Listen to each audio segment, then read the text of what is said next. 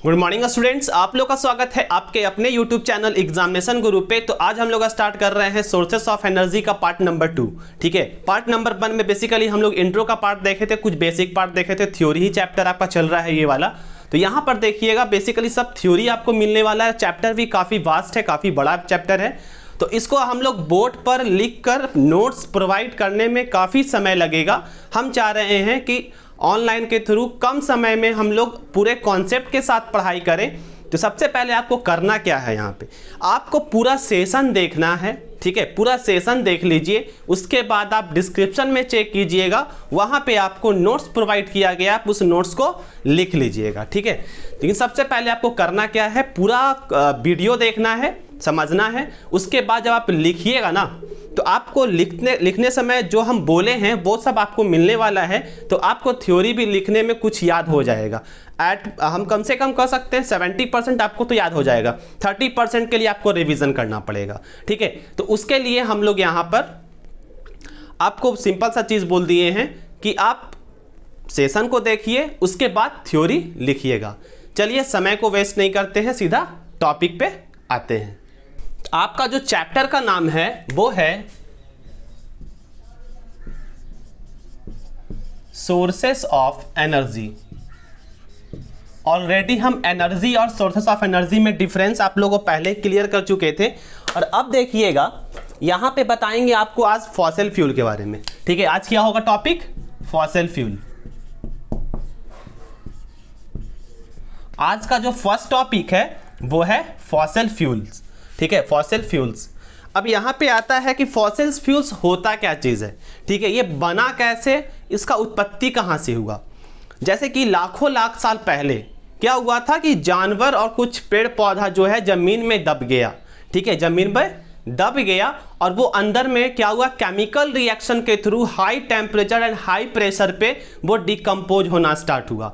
ठीक है, डिकम्पोजन होना स्टार्ट हुआ तो वहाँ से हम लोग को मिल जाता है कोल का पार्ट। जमीन के अंदर दब गया वो कोल का पार्ट। लेकिन वैसा चीज़, वैसा आपका पेड़ पौधा, समुद्री प्लांट्स जो कि क्या हुआ, मरने के बाद जाके समुद्र के बेड के नीचे क्या होता है, बैठता है और वो धीरे धीरे ट्रैप होकर समुद्र के नीचे के सतह से और अंदर चल जाता है।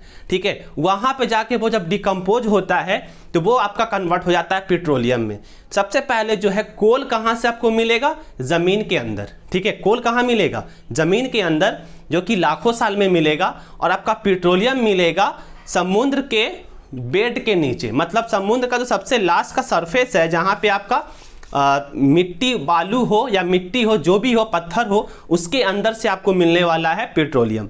ठीक है, तो यहाँ पर फॉसिल फ्यूल जो होता है वो लाखों लाख साल में आपका बनेगा। ठीक है, इसको बनने में क्या लगेगा, लाखों लाख साल लगेगा। क्या हम एक बार मान लीजिए कोल को यूज़ कर लेंगे, एक बार कोल को यूज़ कर लेंगे तो क्या वो फिर से वैसा कोल बनने में, क्या हमारे लाइफ, एक आदमी के ह्यूमन लाइफ के बेस पे देखिएगा तो क्या ह्यूमन लाइफ में अगेन हम उस चीज़ को ऑब्टेन कर पाएंगे। हम एक इंसान की बात कर रहे हैं। जैसे मान लीजिए हम ही अगर 5 साल के एज में किसी कोयला को बर्न किए और किसी लकड़ी को मिट्टी में दबा दिए, और क्या जब हम 70 साल के हो जाएंगे, 80 साल के हो जाएंगे, क्या उसको निकालेंगे तो क्या वो कोल बन जाएगा, नहीं बन पाएगा। ठीक है, उसको बनने में लाख साल लगेगा। तो फॉसिल फ्यूल वहाँ से आपका ऑब्टेन होगा। ठीक है, और यहाँ पे जो आपका ऑब्टेन हो रहा है तो ये क्या रिन्यूएबल है, नहीं। एक ह्यूमन लाइफ में, एक सिंगल ह्यूमन लाइफ के लाइफ स्पैन के बीच में अगर वो आपका फिर से जनरेट होगा, डैट इज़ हम उसको बोल देंगे रिन्यूएबल। लेकिन इसको बनने में लाख साल लग रहा है, बहुत लंबा समय जिस चीज़ में लग जाए उसको बोल देते हैं non renewable sources of energy. ठीक है, तो इसका क्या हो जाएगा, ये आपका है non renewable sources of energy, जो आपका फॉसिल फ्यूल होगा। फॉसिल फ्यूल का 2 पार्ट होगा, एक होता है पेट्रोलियम और एक होता है कोल। ठीक है, अब इसके अंदर भी डिफरेंट पार्ट्स आने वाला है। पेट्रोलियम के अंदर देखिएगा तो आपका पेट्रोल हो गया, डीजल हो गया, किरोसिन हो गया। अब आते हैं हम लोग कोल में आते हैं, तो यहाँ पर देखिएगा आपका हो जाएगा कोक होगा और आपका नेचुरल गैस होगा। ठीक है, कोक और नेचुरल गैस जो है वो कोल का पार्ट होगा। बाकी जो आपका देख रहे हैं डीजल, पेट्रोल और किरोसिन, वो पेट्रोलियम का पार्ट है। ठीक है, तो ये था आपका फॉसिल फ्यूल्स के बारे में। अब इसके बाद चलते हैं कि pollution cause bye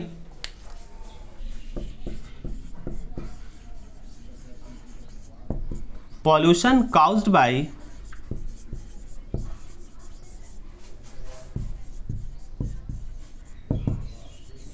burning of fossil fuel. ठीक है, अब यहां पे जो आपका सेकंड हेडिंग बनेगा pollution caused by burning of fossil fuel. ठीक है, अब देखिएगा तो जो फॉसिल फ्यूल है उसका मेन जो पार्ट होगा, मेन कंस्टिट्यूएंट होगा वो कार्बन होता है। ठीक है, अब कोई भी देख लीजिए, चाहे पेट्रोलियम का हो चाहे वो कोल का हो, इसका जो मेन कंस्टिट्यूएंट पार्ट्स जो है, इसमें जो सबसे ज़्यादा कहिए कि पाने वाला चीज़ जो है वो कार्बन है। ठीक है, जब कार्बन को हम लोग बर्न करते हैं, कार्बन को बर्न करेंगे तो वहां से निकलेगा कार्बन डाइऑक्साइड। ठीक है, क्या निकलेगा? Carbon dioxide. अब इससे पॉल्यूशन कैसे होगा? जब कार्बन आपका वहां से निकलेगा और एटमॉस्फेयर में प्रेजेंट ऑक्सीजन है उससे करेगा रिएक्शन और वो बना देगा कार्बन डाइऑक्साइड, और ये क्या करेगा आपके एटमॉस्फेयर में एक एटमॉस्फेयर के ऊपरी वाले सरफेस पे चल जाएगा और वहां पे एक लेयर बना देगा। ठीक है, एटमॉस्फेयर को घेर लेगा। अब इसका जो प्रॉपर्टीज ये होता है, हीट को तो लेगा, जो सनलाइट से हीट आ रहा है उसको इनहेल उससे हो जाएगा लेकिन एक्सहेल नहीं हो पाएगा, मतलब उससे एंट्री करेगा बट एग्जिट नहीं हो पाएगा। इसका मतलब क्या है? जो आपका एटमॉस्फेयर है हम लोग उसी में सरवाइव कर रहे हैं और एटमॉस्फेयर में हीट कंटिन्यूअस आते जा रहा है और हीट बाहर नहीं निकलेगा due to excessive present of CO2। ठीक है, एक्सेसिव प्रेजेंस ऑफ CO2 के कारण क्या होगा कि उससे आपका हीट आ रहा है बट हीट निकल नहीं पाएगा, तो आपका जो नीचे का जो सरफेस एटमॉस्फेयर का पार्ट है जहां पे हम लोग रहते हैं वो कंटिन्यूअस गर्म होते होते क्या हो जाएगा? काफी गर्म होगा, और उस प्रॉपर्टीज को हम लोग बोल देते हैं ग्रीन हाउस इफेक्ट। ठीक है, क्या बोल देते हैं? Green house effect. अब यहां पे क्या है कि बहुत सा ऐसा आपका लिविंग थिंग्स और नॉन लिविंग थिंग्स है जो उस टेम्परेचर पे सरवाइव नहीं करेगा। ठीक है, और ग्रीन हाउस इफेक्ट्स के आप बहुत जगह उसका आप इफेक्ट देख सकते हैं ह्यूमन बॉडी पे ही। डिफरेंट टाइप का बॉडी स्किन जो है उससे जलना स्टार्ट होगा तो वहां से स्किन डिजीज होने का भी कारण हो सकता है, और भी डिफरेंट चीज हो सकता है।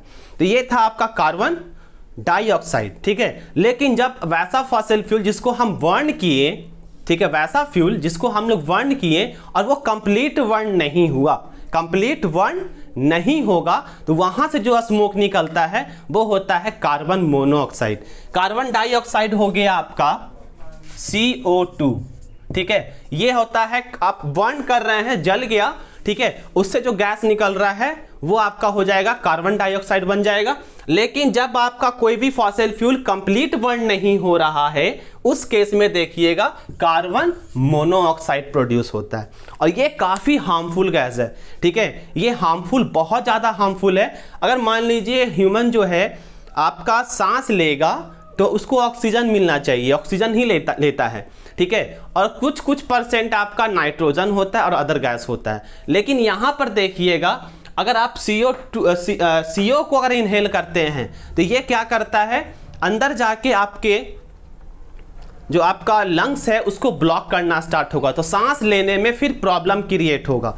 ठीक है, इससे आप जब सांस लीजिएगा तो अब ये गैस अगर आपके अंदर चला गया तो ये सफोकेशन क्रिएट करेगा, और काफ़ी लंबा समय तक आप इसको इनहेल करते रहिएगा तो इससे ह्यूमन का डेथ भी हो सकता है, क्योंकि ये सांस को रोक देगा। ठीक है, पूरी तरह से ब्लॉक कर देगा, तो आप सांस लेना चाहेंगे भी तो सांस नहीं ले पाएंगे और उससे क्या होगा, ह्यूमन बॉडी डेथ हो जाएगा। ठीक है, वो मर सकता भी है इससे। तो ये काफ़ी हार्मफुल है। लेकिन ये कब होगा क्रिएट, ये कब बनता है? जब आपका इनकम्प्लीट कंबशन होता है तो। ठीक है, कंप्लीट कंबशन होगा तो कार्बन डाइऑक्साइड, इनकम्प्लीट कंबशन होगा तो carbon monoxide. CO is carbon monoxide. ठीक है, तो इस चीज का ध्यान रखिएगा, दोनों जो है अलग अलग कारण क्रिएट करता है। ठीक है, अलग तरह का आप लोग को यहाँ पर डिफिकल्ट प्रोड्यूस करने वाला है। कार्बन डाइऑक्साइड जो है ये एटमॉस्फेयर को गर्म करेगा जिसके कारण हो जाता है ग्रीन हाउस इफेक्ट, और ये इनहेल कीजिएगा तो आपके अंदर के बॉडी में सांस को लेने में रोकेगा और सफोकेशन हो जाएगा जिससे आपका डेथ हो सकता है। ठीक है, तो ये दो तरह का प्रॉब्लम यहां से हो गया।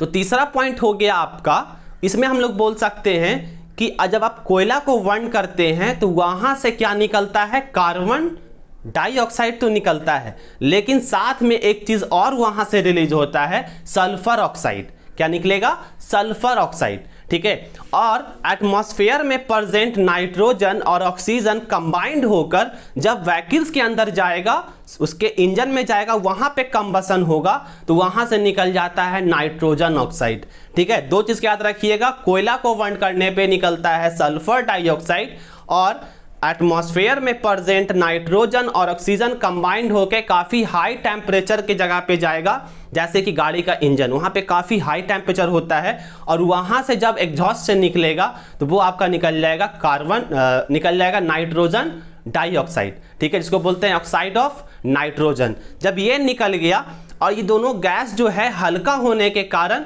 ये ऊपर की ओर शिफ्ट होने लगेगा, ठीक है, एटमॉस्फेयर के ऊपरी सतह पे चल जाएगा और वहां पर जाके एक जगह पे रुक जाएगा, जहां पे उसके डेंसिटी के बराबर का आपका वैल्यू मिल जाएगा, वहां पे वो रुकेगा। और जब बारिश होता है, ठीक है, जब बारिश होगा तो पानी के साथ नाइट्रोजन डाइऑक्साइड और सल्फर डाइऑक्साइड रिएक्शन करके बना देगा एसिड रेन। क्या बना देता है, एसिड रेन।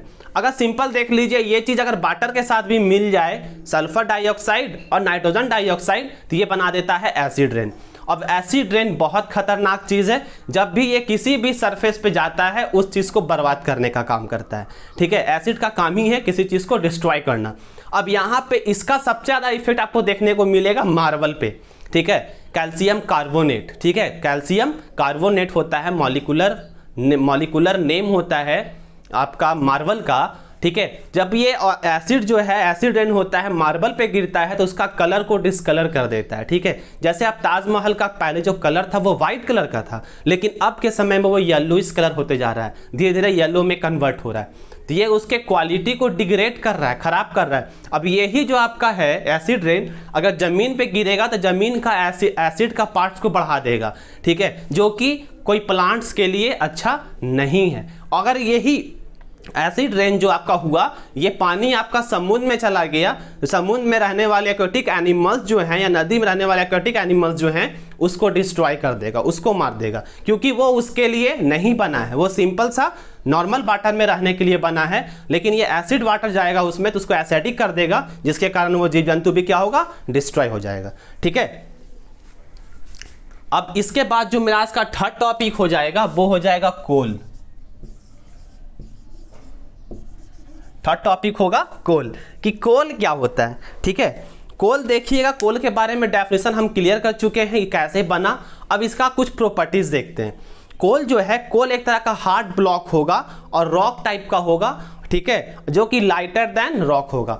कोल कैसा होता है, पत्थर जैसा होता है, ब्लैक होता है, लेकिन ये पत्थर से हल्का होता है, ठीक है। अब इसका मेन पार्ट्स देखिएगा, आपका कोल में सबसे ज़्यादा पाने वाला चीज़ जो है वो आपका कार्बन होता है, और कार्बन जो है सबसे वैल्यूएबल सोर्स ऑफ एनर्जी है, ठीक है। कार्बन क्या है, सबसे वैल्यूएबल सोर्स ऑफ एनर्जी है।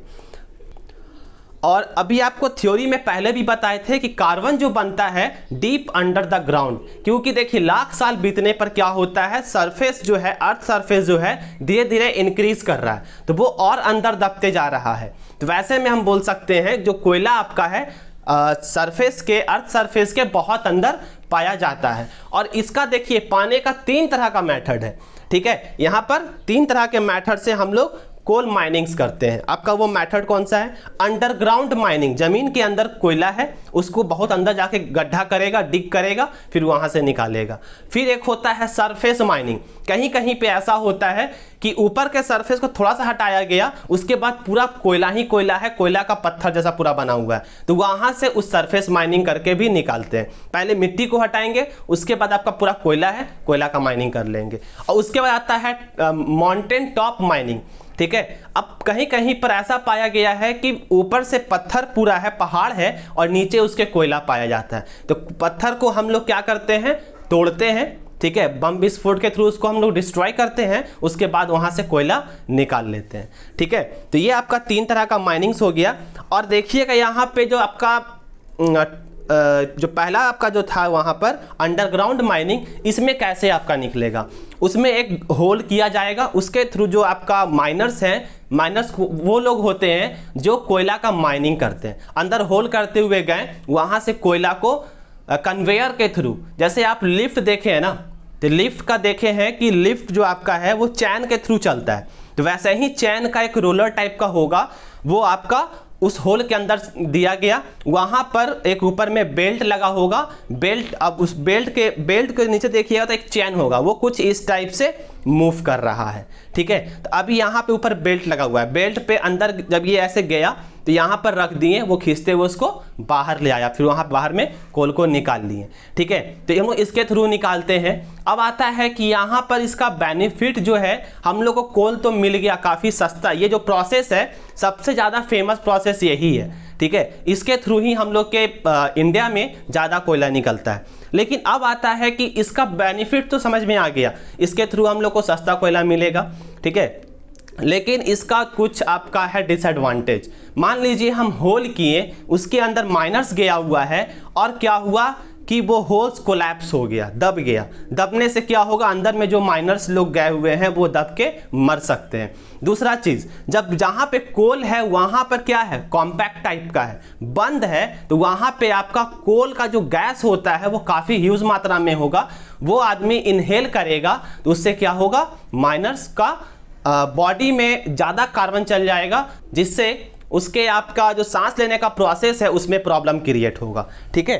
तो यहाँ पे आपका डिसएडवांटेज जो है यही था कि अगर वो माइंस, अगर आपका जो होल्स किया हुआ है कोलैप्स होगा तो उससे मर जाएगा, और जो गैस वहाँ पर जो अंदर में क्रिएट हो रहा है, अगर हम सांस लेंगे तो वो गैस हम लोग के अंदर चल जाएगा, और वो जाने से क्या होगा, सांस लेने में दिक्कत होगा और उससे आदमी मर जाएगा। अब इससे बचने के लिए आप क्या करना होगा, माइनर्स को ऑक्सीजन का सप्लाई देते हुए अंदर देना होगा, ऑक्सीजन सिलेंडर लेके जाएगा और वो काम करेगा, लेकिन ऑक्सीजन सिलेंडर भारी होने के कारण उसका एफिशिएंसी कम जाएगा, लेकिन आदमी सेफ रहेगा, बस यही, थोड़ा सा एफिशिएंसी कमेगा, थोड़ा काम कम होगा, लेकिन आपका आदमी जो वहाँ पे काम कर रहा है, वर्कर्स है, वो सेफ रहेगा, ठीक है। उसके बाद आपका आता है कोल माइनिंग जो है सरफेस माइनिंग वाला, ठीक है, सरफेस माइनिंग।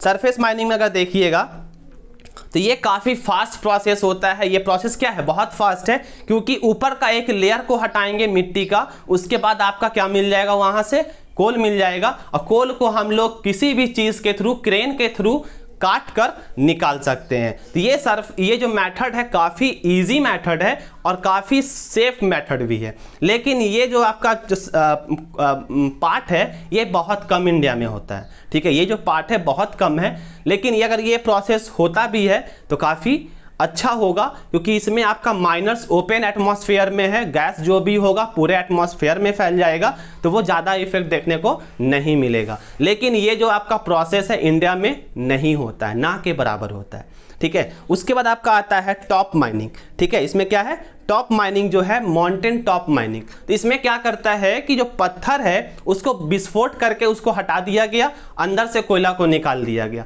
लेकिन इस प्रोसेस में लॉस क्या होता है कि जो वहाँ पर आपका इकोसिस्टम बना हुआ था उसको हम पूरे तरह से डिस्ट्रॉय कर दिए। जब पूरे तरह से डिस्ट्रॉय कर दिए तो वहाँ पर दिक्कत क्या होगा कि वो इकोसिस्टम मेंटेन नहीं रहेगा, जो भी वहाँ का चैन बना हुआ था, जो फूड चैन था, फूड वेब था, वो डिस्टर्ब हो गया। अब उसको मेंटेन करने के लिए वहाँ पर जहाँ पर पत्थर को पूरा बर्बाद कर दिए, पहाड़ तोड़ दिए हैं, वहाँ पर मिट्टी डालकर प्लांट लगा दिया जाता है, खास कर जंगली पेड़ पौधा लगाया जाता है, ताकि वहाँ पर फिर से एक नया इकोसिस्टम डेवलप हो जाए, ठीक है। और ये भी मेथड काफ़ी कम यूज़ करने वाला चीज़ है, इंडिया में बहुत कम होता है, ठीक है। सबसे ज़्यादा आपका यूज़ होने वाला जो मेथड था वो था आपका deep under the ground mining, ठीक है, वो यहाँ पर ज़्यादा यूज होता है, ठीक है। तो आज का टॉपिक को हम लोग यहीं पर रोकेंगे और कल स्टार्ट करेंगे पेट्रोलियम का। तो हम लोग आज कोल का पार्ट देख लिए हैं, इसका माइनिंग देख लिए, और आज के टॉपिक को यहीं पे समाप्त करते हैं। अगर आपको सेशन अच्छा लग रहा है तो लाइक कीजिए, सब्सक्राइब कीजिए और अपने फ्रेंड के बीच में शेयर करना ना भूलें, और बेल आइकन पे प्रेस करके ऑल पे क्लिक कर दीजिए, ताकि जो भी मैं वीडियो अपलोड करूँ वो आप लोग के पास नोटिफिकेशन के रूप में चला जाए, ताकि आप उस वीडियो को देख सकें। Thank you for watching.